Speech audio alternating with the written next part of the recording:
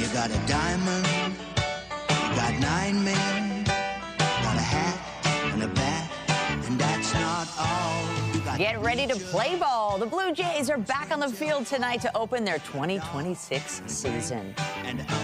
Good afternoon. The team will be squaring off against the Athletics to launch their 50th anniversary season. Expectations are high for the ball club after they fell just short of winning their first World Series in 32 years last season. CTV Sean Leathong joins us live from the Rogers Centre to tee things up. Sean, just a few hours away. Just a few hours. It's what everyone's been waiting for since November 2nd, the day after Game 7 of the World Series. The Blue Jays were within an inch of making it to the mountaintop, and now the climb starts all over again. But fans wanted this sequel to happen more than anything because 2025 was such a fun ride. Now the expectations are higher, and fans say it couldn't be much more exciting. Here's some that we caught up with today. Yeah, it's going to be amazing. Everyone's going to be all hyped up. It's a sold-out game, so the atmosphere is going to be awesome, so I can't wait for that. It's huge. On the subway, everybody was a buzz. Everybody was talking about the Blue Jays. The chances have we're taking the World Series this year. And what a high that we're coming off, right? I mean, last year was just incredible. Great year. We picked up a few good players. Unfortunately, we lost one great one. But we'll make do, and Blue Jays always seem to prevail. It's very exciting for this year. 50th, hopefully make it to the World Series, you know.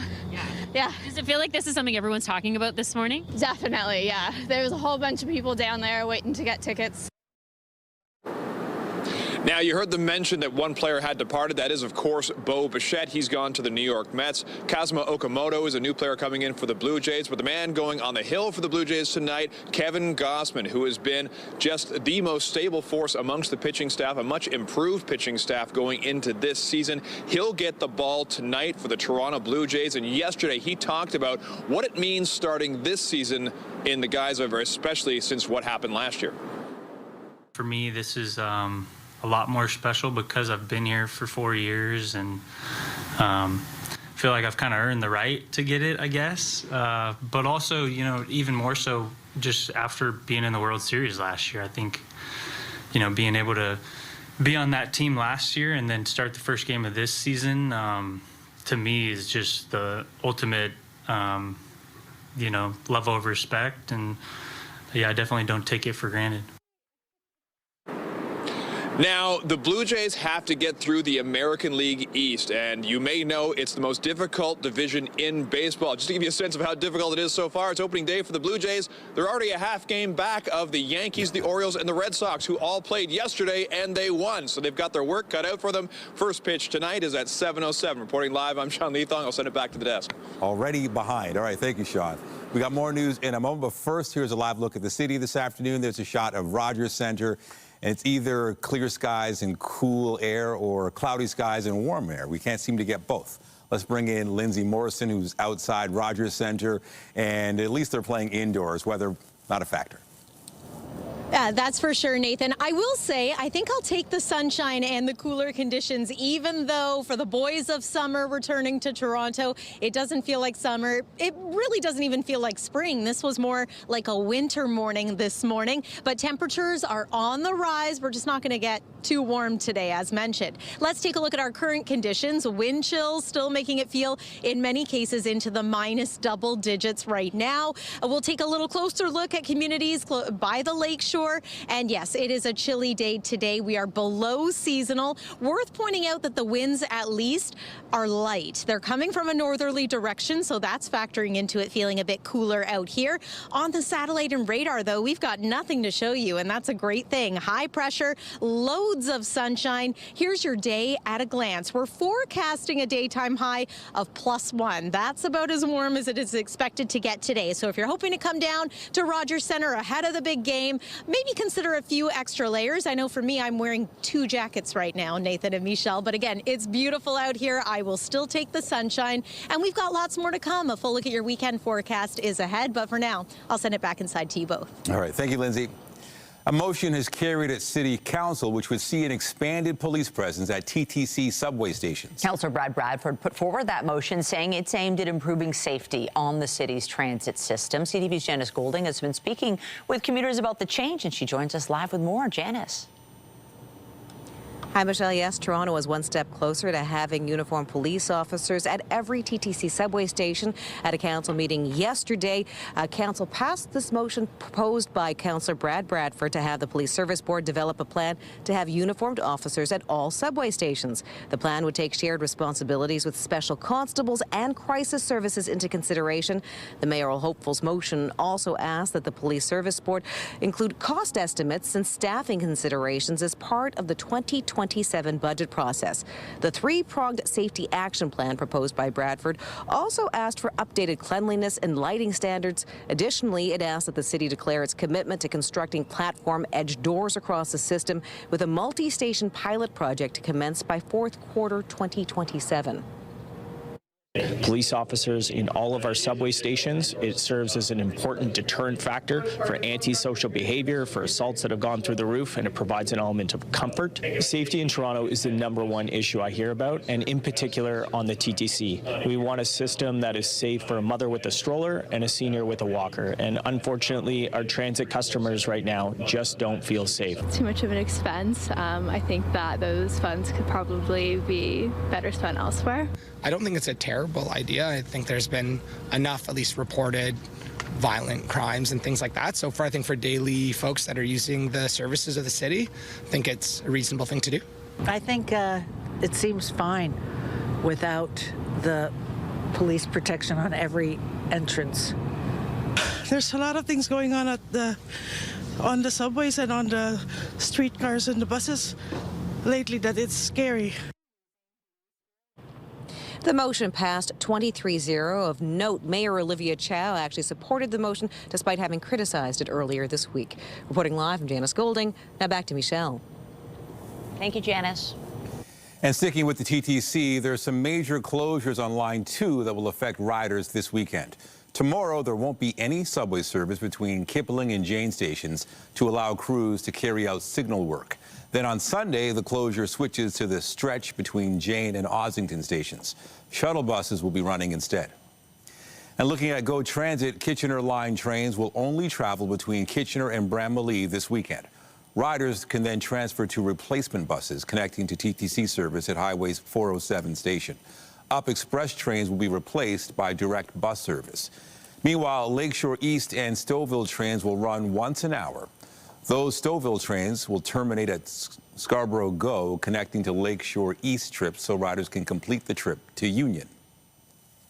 Police are asking for the public's help to identify a sexual assault suspect in Flemington Park. This incident happened early yesterday in an apartment near St. Denis Drive and Linkwood Lane, just east of the DVP. Police say a man approached a woman, followed her into a hallway, and sexually assaulted her. The suspect later ran from the scene. He was last seen wearing a brown hoodie, dark blue zip-up jacket, and light brown shoes with white soles.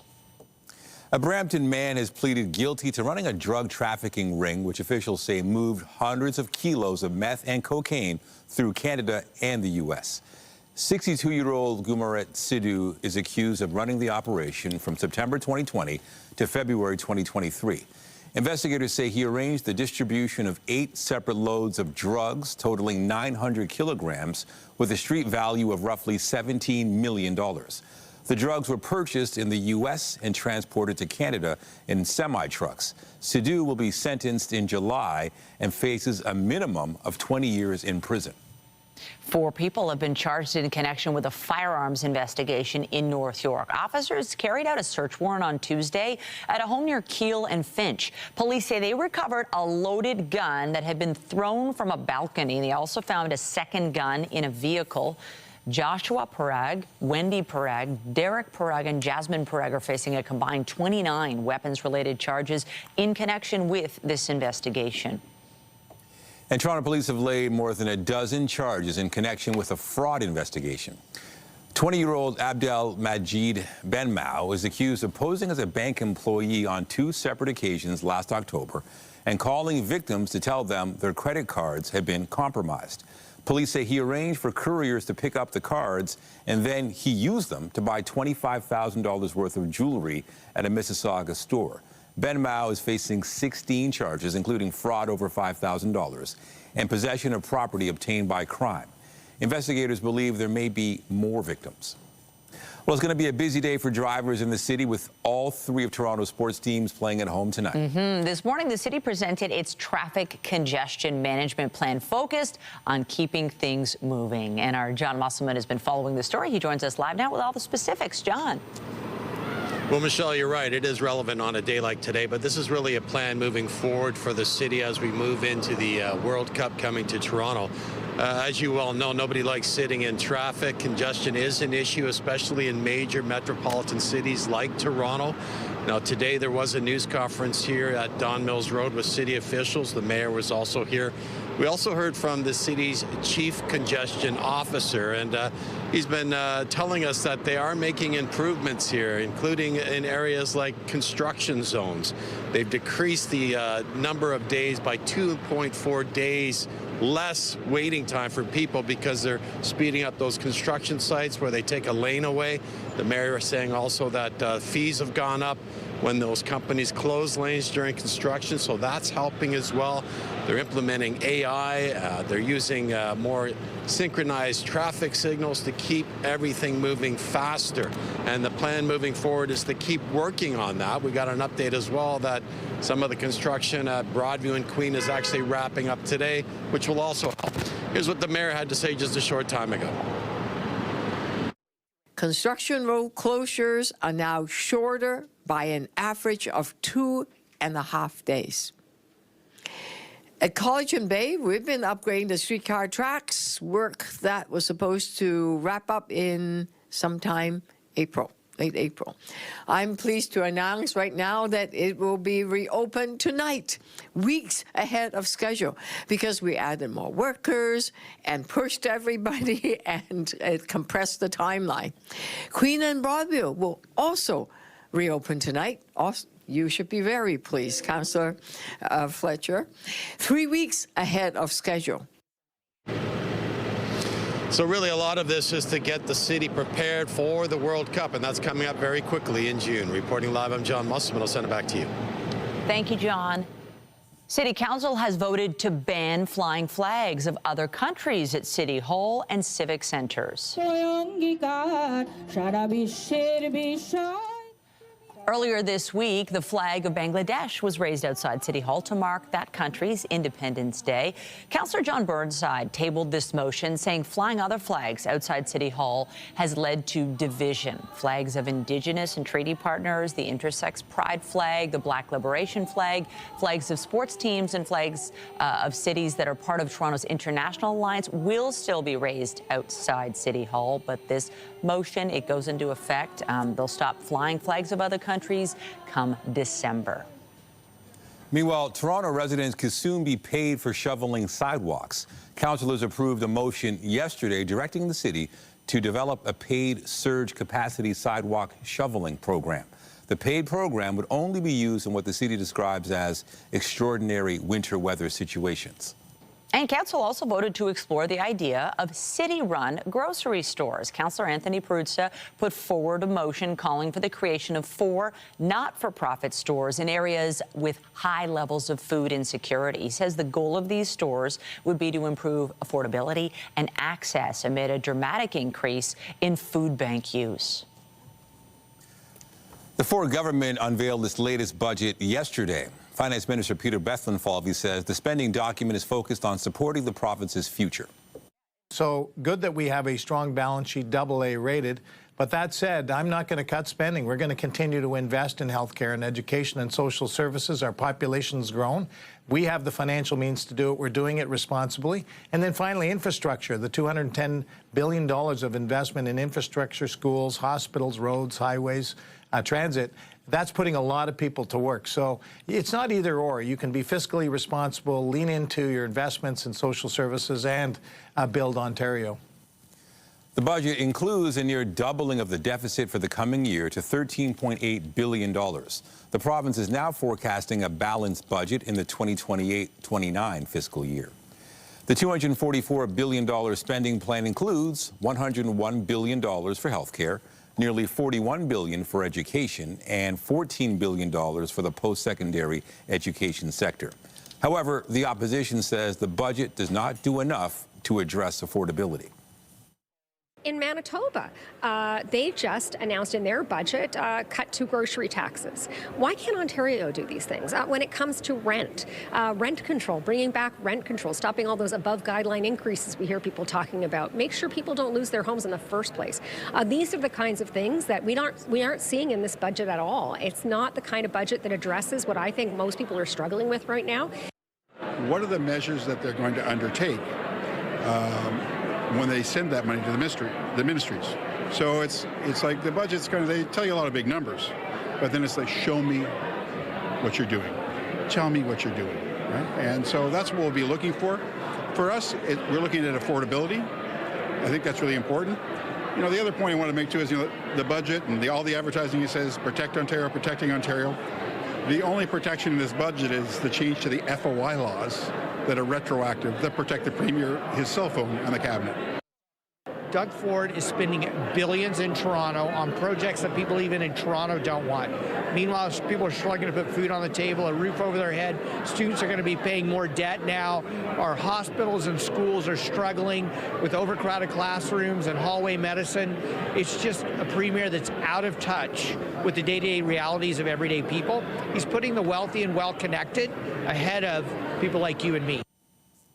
Ontario's real GDP is expected to grow by 1% in 2026, increasing to 1.7% in 2027 and 1.8% in 2028.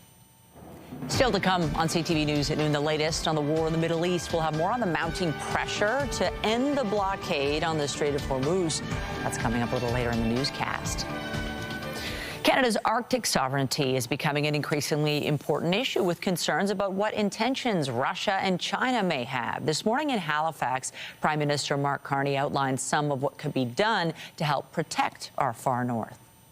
It's things like our partnerships with the Nordics, with the UK and others who are going to help us achieve Arctic security and have complementary skills in space, in naval, in AI, and others, and we can build out our strategic capacities, which translate that into spillover jobs and activity for decades here in Nova Scotia and across Canada.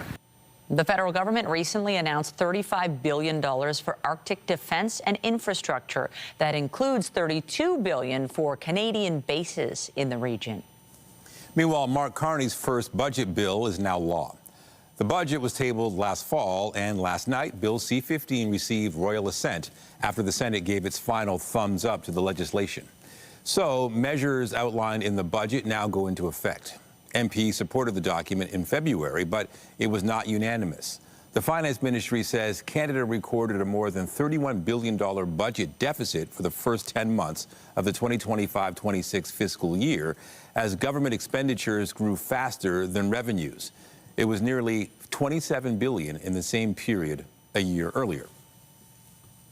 A Liberal MP is facing scrutiny following a fiery exchange on Parliament Hill where he challenged an expert on human rights abuses by China. Michael Ma is new to the party after recently crossing the floor from the Conservatives. CTV's Annie Bergeron-Oliver has the details. You claim about forced labor in Shenzhen. Have you witnessed this yourself? Have you been there ever? I've been to China many times. Have you witnessed? It's this heated exchange during a parliamentary committee studying electric vehicles. Yes or no? So did you get that from hearsay? That's getting a lot of attention and raising questions about not only Liberal MP Michael Ma's stance on forced labor of the Uyghurs in China, but the government's as well. We have a Liberal MP in committee intimating that forced labor has not taken place in Xinjiang province against the Uyghurs. So the government needs to clarify its position. In 2021, Parliament declared a genocide, including forced labor, was happening against the Uyghurs after the UN and multiple aid agencies brought forward evidence of institutionalized oppression. But Ma, a Markham MP who recently crossed the floor from the Conservatives and traveled to China with the Prime Minister shortly after, repeatedly questioned the witness about her concerns around the use of forced labor in China. I looked around at the rest of the committee as if to say, is he kidding? Nobody can go from the West and see forced labor in China. They would not give you access. Does the government still assess that Uyghur forced labor has taken place? Ma was in the House when the issue was raised, but he didn't stand up to answer questions. I want to be absolutely clear to all members of this House, forced labor is unacceptable. Do you think there's forced labor? In a statement, he said, I asked questions that inadvertently came across as dismissive of the serious issue of forced labor. I regret this mistake and apologize to Ms. McQuaig-Johnston and my fellow committee members. Annie Bergeron-Oliver, CTV News. The federal New Democrats are just days away from choosing a new leader. Party members from across Canada are gathering in Winnipeg to kick off the annual NDP convention after a 6-month leadership race to replace Jagmeet Singh. Voting closes Saturday with the new leader announced Sunday morning. Voters are choosing between Union leader Rob Ashton, social worker Tennille Johnston, filmmaker Abby Lewis, Alberta MP Heather McPherson, and farmer Tony McQuail. In the Middle East, Israel is threatening to escalate and expand its attacks on Iran. The Israeli military says it struck sites in the heart of Tehran where ballistic missiles and other weapons are produced. It said missile launchers and storage sites in western Iran were also attacked. Iranian strikes on Israel and Israeli attacks in Lebanon are also continuous. U.S. President Donald Trump has given Tehran more time to open the Strait of Hormuz and insists talks on ending the war are going well. Iran has rejected a 15-point U.S. proposal for a ceasefire. Canada and its G7 allies issued a statement today calling for an immediate halt to attacks against civilians and civilian infrastructure in the Middle East. Anita Anand arrived for the second day of talks at a gathering of G7 foreign ministers in Paris. Anand and her colleagues say there can be no justification for the deliberate targeting of civilians. They also reiterated the need to allow freedom of navigation through the Strait of Hormuz. Iran has halted ship traffic through the crucial waterway in retaliation for U.S. and Israeli attacks. The G7 ministers also insist they are focused on supporting initiatives to mitigate global economic shocks. Thousands of No Kings protests are planned across the U.S. tomorrow.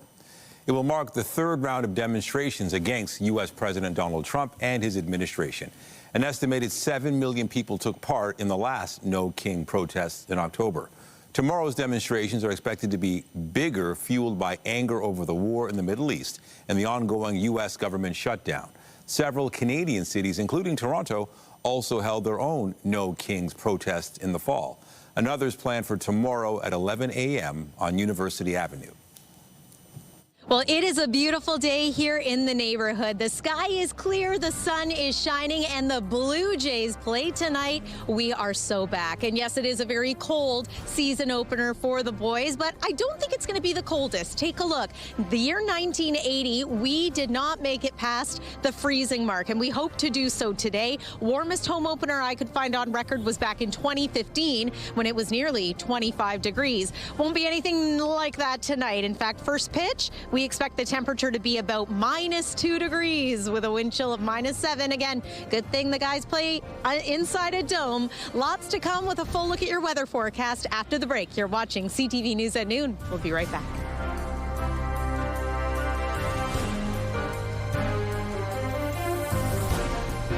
When you see it happen, send it to CTV News. Text 10400. From your screen to ours. Text 10400.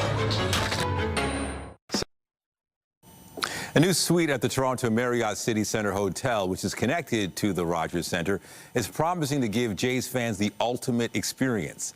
CTV's Jessica Smith joins us live now from Rawlings Room. And Jess, if you're a baseball fan, this sounds like the ultimate if you're at a hotel. It is the coolest room. Ryan Soderberg, you're with the Marriott, and we have to take you guys inside because I want to introduce you. I want to have the conversation, but you got to follow me inside this room. It really is breathtaking. So come on, and we'll take a little tour inside. And although, you know, I don't normally give a tour of maybe a bathroom, but even this begins with the door as you walk in and the bathroom. But Ryan, I want to ask you about why adding this in. Last year, we saw all the renovations. We saw all of the really cool additions that you guys added in to the stadium as a whole for the hotel. But this is really special because there are some baseball touches in here that you have to see to believe. Yeah, I think that we've been looking to try and find a partner to make an exceptional experience for a guest in a themed room. And once we partnered with Rawlings, it just took off from there.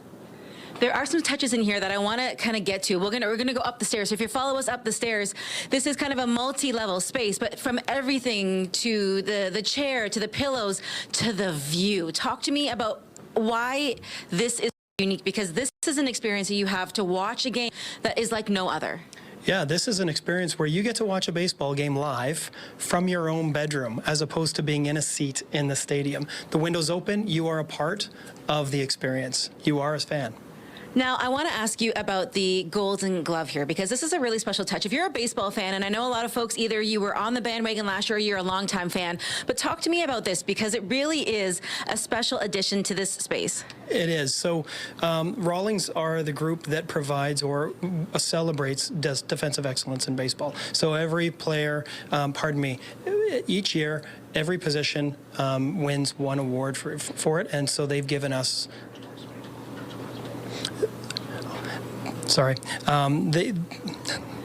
they've given us a replica trophy.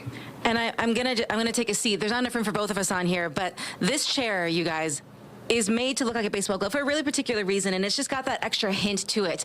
Talk to me about why you guys wanted to add in and work with Rawlings to add in these really special, unique little pieces to this room. Rawlings is synonymous with baseball. You know, they are the sole supplier of baseballs, gloves, helmets, bases for Major League Baseball, and then they also provide the Gold Glove Award. So it's a terrific partner to work with when you're thinking about baseball. Now, it sleeps 4, but it fits 8, and I know you're having an opening party in here this evening, so we're going to kind of get a bit of a view, and where that banner is going to hang, everybody, is right there. We'll have more tonight at 5 and 6, but I'm going to continue getting a view of the field. We'll send things back inside to Nathan and Michelle. Looks fantastic. 8 people, what do you think? That would be the coolest day. I mean, really. The view is the absolute perfect view of the game. And we also have a view this afternoon, not only from inside the dome, but from outside. Our Lindsay Morrison is taking in the excitement surrounding the city. And yeah, it's a little fresh. We're seeing our breath today, but baseball's starting, so spring's coming. Spring's got to be close. You know that that's the case when we have the home opener here in Toronto. Let's go Blue Jays. Today is all about the sights, the sounds, and the smells. Of course, you know what I'm talking about here. We found a lovely hot dog cart. There's a thermometer here reminding us that the temperature is quite chilly, but that also the sun's out. And hey, it's lunchtime, so a few people have already lined up. It's going to be a lot busier here a little later on today, but yeah, we're enjoying this for now. Let's take a look at your forecast, not just for first pitch tonight, but right through the weekend. Weather is brought to you by the Presler Law Firm, the injury lawyers you don't pay unless they win. Temperature-wise, yeah, it has been cold today. We started off our day at -7 degrees. You factor in those winds, it felt like -15. Right now it feels like -10 at Pearson Airport. We are still below seasonal. We are still below freezing, and we expect to be there for the majority of the day. But we are hoping to make it to an afternoon high of about 1 degree. That would be nice. Into the night tonight, conditions are going to cool down once again. It's going to be another cold one. There's a look at the almanac. So this gives you an idea of the record highs and lows, and it also gives us an idea of the seasonal norms. So we should be reaching highs of about 7 degrees this time of year. Here's a look at what you can expect into the night tonight. And as we make our way into the weekend, you should know that the first half of the weekend is in fact going to be a bit chilly, but the second half brings improvement, brings some warmth. So we'll talk about that coming up. But let's also focus on the part of the weather forecast that is all about the conditions. We've got beautiful skies right now, a gorgeous blue sky thanks to high pressure.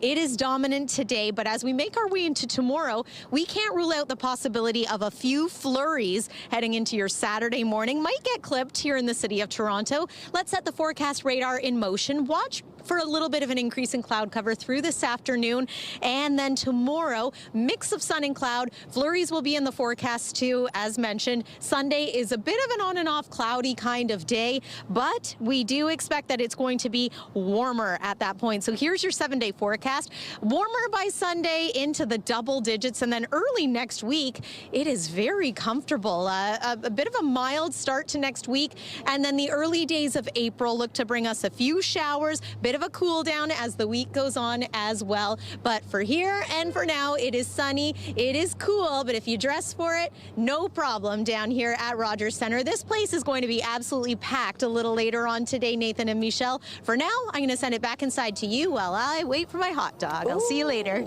Perfect place to be at the lunch hour. Appreciate it, Lindsay. Well, as the Jays get their season going, the Raptors are hoping to rebound at home after a 5-game road trip. Ingram now guards him, spins away from the double, finishes. The team coming off a 119-94 loss to the LA Clippers on Wednesday, which wrapped up a disappointing West Coast road trip. The Raps currently sit in 6th place in the Eastern Conference. Tip-off for tonight's game against the Pelicans, set for just after 8:30 at Scotiabank Arena. And the Sceptres will be looking to solidify their spot in the playoffs when they return to the ice after 10 days off. Darryl Watts has Turnbull in front. Watts coming through, and they score! The team's coming off a 2-0 win over the Boston Fleet March 17th. The two teams will face off again just after 7 at Coca-Cola Coliseum. Still to come on CTV News at noon, concerns about extreme workouts. We'll have more on a rise in hospitalizations when we come back.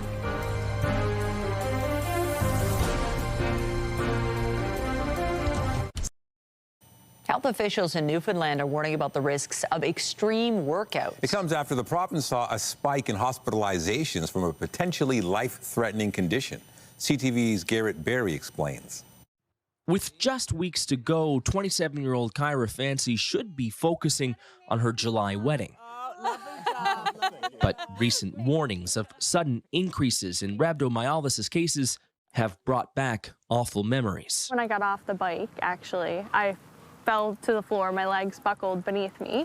It was her very first spin class, December 2023. She didn't want to fall behind the rest of the group. Embarrassed, and I was like, I can't stop. So I just forced myself because I was like, the worst thing that could happen is I'm just going to tear my muscle. What followed? 5 days of intense pain. When the pain didn't go away and she did go to the hospital, she stayed there for almost a week. I couldn't understand how that led to me possibly like dying, is how he was saying it. This kind of exercise-induced rhabdomyolysis is what doctors are seeing more and more in Newfoundland and Labrador. And health officials say the majority of those recent cases have been found in young women. The body responds to a stress in a strange way, where the muscle fibers break down and quickly release their contents into the bloodstream, and this can cause some catastrophic problems. Physiologist Joe Cannon says unusual and repetitive activities will increase the risk of rhabdomyolysis. Spin classes have been put under the microscope since the health warning was issued. Jill Whalen, coach and owner of Elevate Movement Club, says classes can and should be delivered safely with trained coaches. The reason why, for example, this room for spin is laid out the way it is so that the coach can make contact with every single individual in the room. She says both coaches and participants should be doing more to ensure everybody is safe. Garrett Berry, CTV News, St. John's. A $7.5 million gift from 407 ETR is aimed at improving health care in Peel region. It's also meant to provide high-quality education to medical students. CTV's health reporter Pauline Chan has the details. Hi there. Hi. Hey, Gloria. Nice to see you. It's called the Integrated Health Center, and family medicine resident Dr. Amandeep Kaur says it will include various allied health professionals. For example, nutritionists, like dietitians, social workers, physiotherapists, and many more, nurses, of course, nursing practitioners. The aim is to make it a one-stop health hub, and it got a big boost from a driving force in the community. 407 ETR has made a transformative gift of $7.5 million in support of the TMU School of Medicine. And at a time when access to primary health care is so difficult, especially in the region of Peel. The two clinics that we have here will be having more than 14,000 patients attached to them. In addition to that, the clinics will serve per year 100,000 patient visits. The Integrated Health Center first opened its doors in February, and since then, it's been gradually accepting more patients. Can you take a deep breath for me? Like Gloria Namrod, whose original family physician was in North York. From Brampton, the area I live in, it was upwards of a 45 to an hour-minute drive, depending on traffic. So it was really difficult for me to be able to get appointment in a timely manner, just taking in the commute. For resident Dr. Christopher Haddad, this clinic is a kind of coming home to Peel Region. My ability to provide cultural competent care is very, very important. As someone who comes from a background of Lebanese immigrants, I truly understand what it means to give back to a community that do struggle in the healthcare system. He speaks Arabic, English, French, and is working on Armenian. People from the Brampton-Peel area can learn more about how to join the IHC by going to the Integrated Health Centres page on the TMU website. Pauline Chan, CTV News. Still to come, the city is buzzing about the Blue Jays. We'll have more on the online reaction to opening day. Sam East is on deck when we come back. Get Toronto's top stories, breaking news alerts, and watch live. Download the CTV News app. The city is buzzing over the Blue Jays as the team prepares to swing into its 2026 season tonight. Fans are hungry for baseball and have been expressing their feelings online. And up to bat now is Sam East, host with 99.9 Virgin Radio for our weekly segment, Chronically Online. Sam, great to see you. We've had months now to get over the very disappointing World Series loss in Game 7. How are fans feeling at this stage? I think it's cautious optimism. That is the name of the game, Michelle. Excited, but also that heartbreak is fresh, right? It was only a few short months ago, but the Blue Jays social media team has been very active putting together this promo video to hype you up. Is this the start of another storybook season for the Blue Jays? I think the expectation is to get right back there and finish the job. People are going to be coming for us. We're the AL champs, and we're coming for blood as well. Guys will be ready for it. I think there's still something to prove. The city, the team, and we all come together.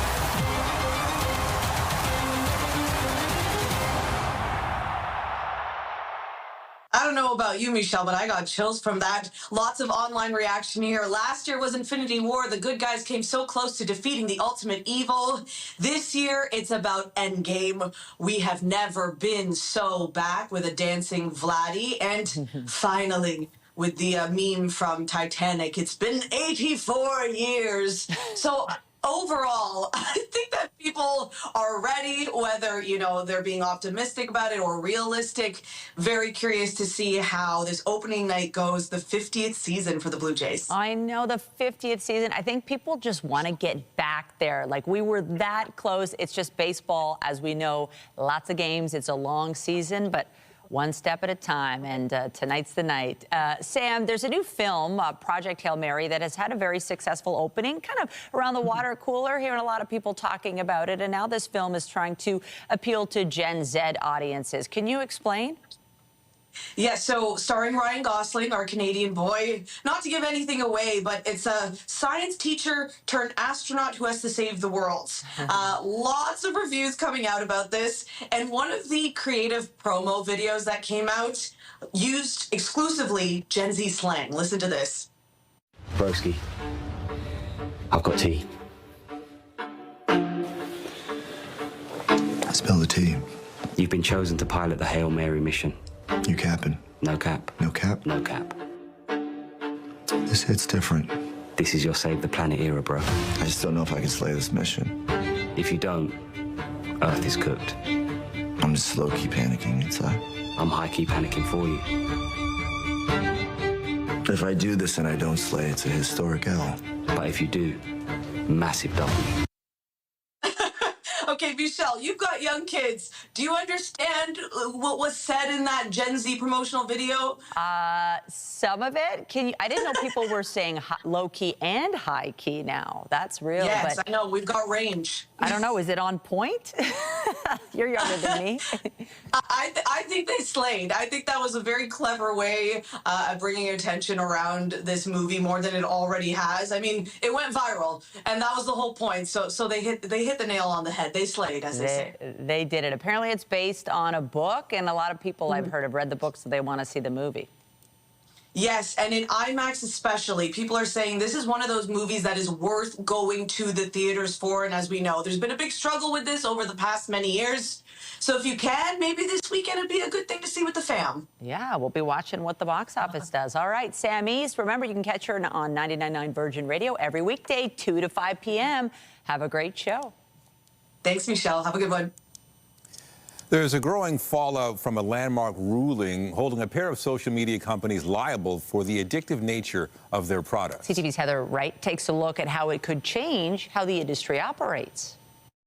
They are addictive by design, hooking young users to keep them scrolling. She was always tired, grumpy. Vanessa Simchich knows the effect social media can have on young people. She says her daughter was constantly online until an online bullying incident. Simchich enforced a 4-month digital detox and now limits her daughter's cell phone use. She was more present in everything that she was doing. Her grades started to improve a lot as well. Wednesday's court ruling, which found Instagram and YouTube deliberately designed their platforms with addictive features, is being called a turning point, a big tobacco moment for big tech. The cigarette companies, it came out, targeted young people, knowing that that's how they got their lifetime customers.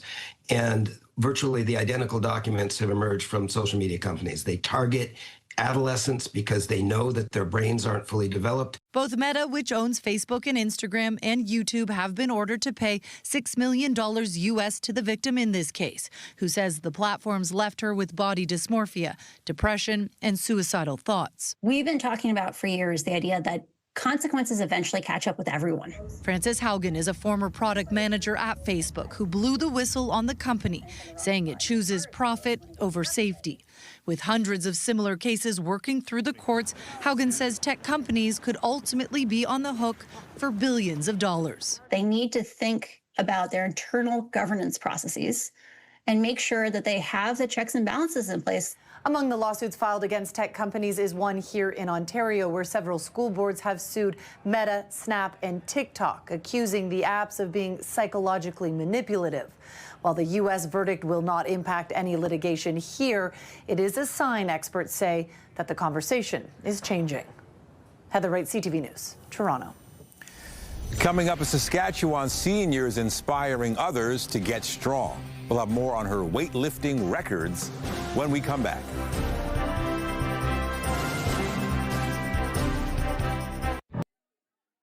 A Saskatchewan senior is setting weightlifting records as she follows her passion. CTV's Sierra D'Souza-Bott says more on her dedication to exercise. Maeva Bridges' interest in powerlifting goes as far back as the 1970s. I started watching a movie called Pumping Iron, and it really sparked some sort of flame in me, and I really wanted to get into lifting weights. When moving to Moose Jaw around that same time, Bridges built up the courage to try some weights of her own. The floors were separate. The women were on one floor and men were on another floor.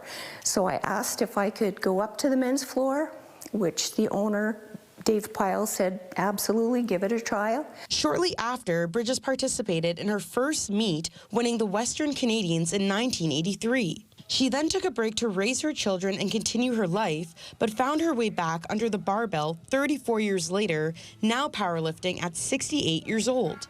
There are days where I figure I can't do anything. I feel like I'm going to break. I've had a bad day. I've been in pain all day. I walk out of here moving better. My joints feel good.